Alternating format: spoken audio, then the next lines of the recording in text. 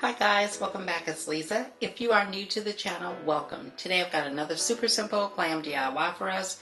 We're going to be making an easy high-end wall mirror. So what you're going to need some of this silver diamond chain. It is from Efavormart. Efavormart is an online retailer of event decor, event lighting, event supplies, and so much more. I will have Efavormart's information along with my custom affiliate links in the description box below for you guys to check them out. Now from Dollar Tree, you will need 2 of these mirrors, and you can really use whatever shape you like, whatever they have in stock. And I'm going to be using also some of these little round felt pads from Dollar Tree.